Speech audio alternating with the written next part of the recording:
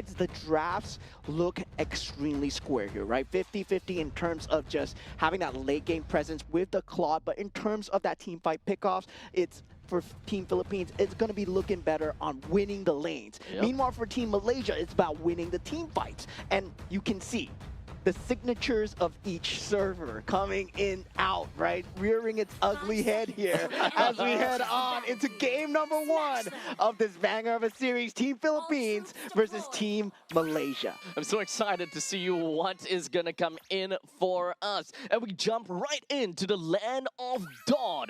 And of course, this is the brand new rotation that we were talking about. By the time that they are done with their respective Beetle and their respective Lizard, they will go straight to level 2 as per what the patch note says. So by the time that they reach over to the buffs, that is when they are generally gonna have a pretty much faster time to clear off, especially for the purple buff, because it is 2 minions right there. Yeah, and that gives you also a brief buffer of timing to go for the lethal here, and already we see Team Malaysia on the case, forcing the flicker away from the side of De La Cruz, who will not have it for the next few skirmishes. And just like that, Akai manages to snatch away that Little Wanderer in a quick little moment, and he's trying to look for some other avenues to play around with. And they also understood what is going to be the rotation coming in from Team Malaysia. So just like that, stole yet another one coming in from Team Malaysia. The jungling side from Team Malaysia is just not having a really good time at all. Yeah, forcing out that retribution early, and Azan not having it at that period of time would just mean that Nepomuceno, right now, he would be way ahead in terms of that curve as well. In terms of that buff clear speed, into that objective clear speed, slightly ahead, but both teams, in terms of net worth, still neck and neck, nobody giving up first blood just as of yet. And we know Team Philippines, at this point, if they don't find a team fight that suits them, they're not going to take it. It's really unfortunate that Team Malaysia, in the early stages of the game, they don't have enough firepower to realistically be able to kind of push any of the members from Team Philippines away far enough. Like, Nepomuceno can just literally walk in, which is why he was able to kind of steal that jungle creep away from the Fredrin in this case. Time and time again, this is going to repeat as long as Team Malaysia do not find a way to kind of get themselves a decent snowball. As Nepomuceno is already at level 5, as opposed to Nazan at level 4. There's no way that they will be able to fight for this. Akib finds himself taken down, Vinuya as well. So it's a 1-for-1 trade. Unfortunately, it is going to go towards the side of Malaysia a little bit more. Yeah, but Razif does get the better of Vinuya in that EXP lane, taking out the Paquito, trying to go for that over-aggression with that flicker usage coming out from the side of Vinuya as well. So, gotta say, in the grand scheme of things, yeah, does still favor Team Philippines because they got the turtle. They got a very good usage of that heavy spin in that early game as well. You don't really see that often coming out because the team fights will be kind of avoided till that heavy spin is out.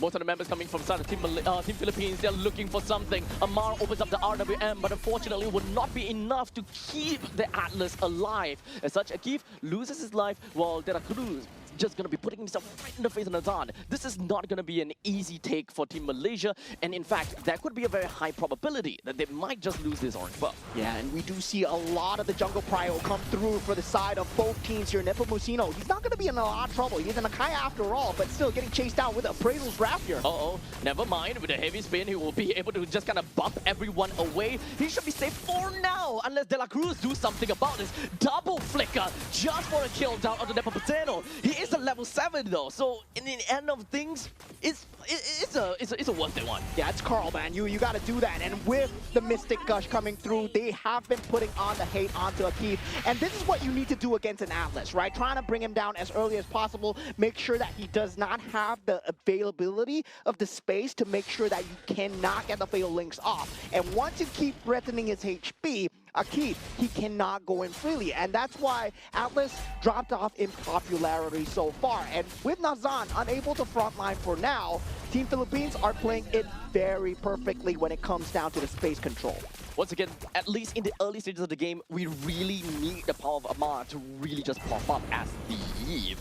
Akif and Nazan can always set up for the team, but if we don't have Amar or Razif to come in to make full use of the space given and that opportunity brought up by either the Fatal Links or the or anything else, then it's not going to go anywhere. At this point in time, we do have Team Malaysia. They're just going to be wrapping themselves right in the hands of Team Philippines. Philippines. Well, in the meantime, it is going to be quite a lot of spinning going on downtown for Team Philippines. It's a 1-for-4 trade, and it is an absolutely free turtle for the side of Team Philippines. Pivotal wipe coming in from the side of Team Philippines. Great use of the heavy spin. Managed to find two members of Team Malaysia pinned up against the wall. Akeef being taken out very early. Despite the usage of the Fatal Links, there's no damage coming through from the side of Team Malaysia at this point, right? If Razif is not able to land the Shifting Skies, this is what's going to happen. And that is a huge damage buff coming out from the side of Vinuya at this point. It's really unfortunate, but Team Malaysia, they do not have got what it takes to realistically, I mentioned before, to kind of push the members of Team Philippines away. They are tanky, but Amar, I don't think that he's got much damage for himself. While in the meantime, his opposite side, Papiko, he's got so much out of his Mystic Gush. He may have used it already, so Team Malaysia, they're not too afraid of re-engaging. Yeah, and the damage tools coming out from the side of Team Malaysia. In that early game, it's really one-sided onto that Sora alone, right? Amar, he's not going to have the damage. Ilton, he's not going to have the damage on the Claude as well. Blazing Duet with a Demon Hunter Sword. At this stage of the game, it's not enough. Meanwhile, that Paquito, he does have that level advantage on that EXP lane. He's able to deal that damage with just one item alone. Just like that, 6 minutes into this game, and we are already looking at a 5,000 gold lead in favor for Team Philippines. Team Malaysia, let's take a look at things, right? Or what exactly is going to allow them to get themselves out of this difficult spot? They need a great Shifting Sky from the side of Razif, right? And he's not able to get it because look at where Vinuya is playing, right? Consistently making sure that Shifting Skies is wasted on him as a solo target. And once Shifting Skies is gone, well, they can take the space as they wish. And Team Philippines, they know that. They know that. That's why they're just playing for the Sora to use his utility. Because the rest of the other team members, they don't have the damage. Fatal Links into what?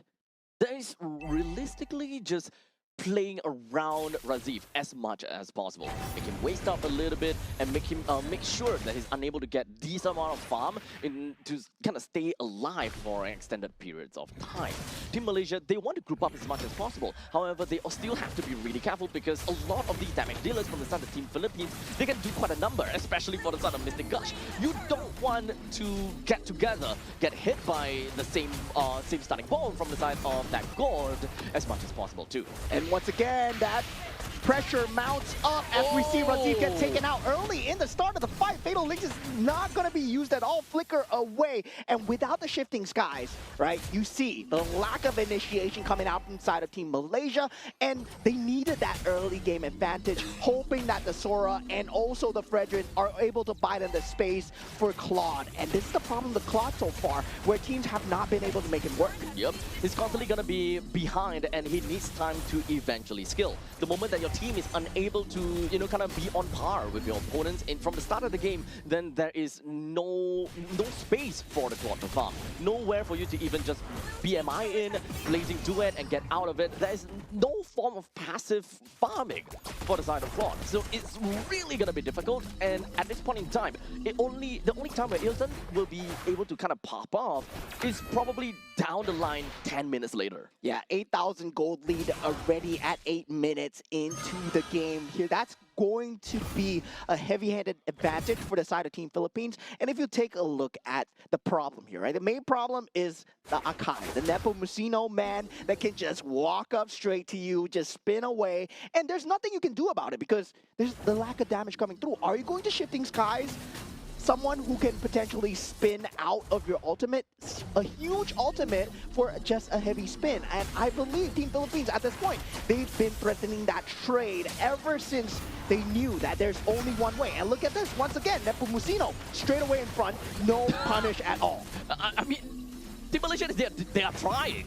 They're really trying to punish. Of course, they do not want to use up every single one of the resource because of the fact that the Lord is going to be popping out in under 5 seconds. However, even if the Lord does appear, Nazan is only at level 9 as compared to Nepomuceno at level 13. There's just no space in between for Nazan to kind of squeeze himself in to just land that free retribution. The retribution fight and the quality of retribution from Nazan is just completely low and cannot be countered or cannot be, you know, used to fight. Yeah, Team Malaysia, they did have the correct idea, right? Early game, Raziv did get that early game advantage. Now, De La Cruz in a bit of stifle here, but he isn't Joe after all. Still has to flicker away, and he's one tanky boy as he goes back into the real-world manipulation here. He's eating up everything, and in the end, he took 4 ultimates in his face only for him to die. But unfortunately, after all of that, it is just a Roma trading out against an XP laner, which is a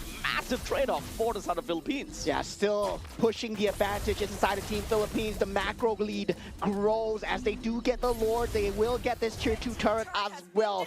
And that's the point, right? For the side of Team Philippines, they know that they don't want to go into that late game as much as possible, especially against a Claude. Claude versus Harif in that late game scenario, it's not someplace you want to be as the Harif. That's why they have Vinuya consistently threatening the opposite side of the map. And if Ilton does make a misstep here, he can potentially get shut down out of the map. And the heavy spin is just going to be wreaking havoc onto Akib. He's stuck in the walls and unable to do anything. While De La Cruz is looking for an opportunity, trying to go for a king onto Raziv. But unfortunately, that doesn't seem like they will be able to do anything at this point in time, as now they're just going to wreaking havoc throughout the entire map. The Lord is still alive, though. The entirety of Team Philippines, they will do what they can. Amar opens up the RWM only to get kicked and punched right in the face. And Team Philippines completely takes this all the way from downtown Malaysia.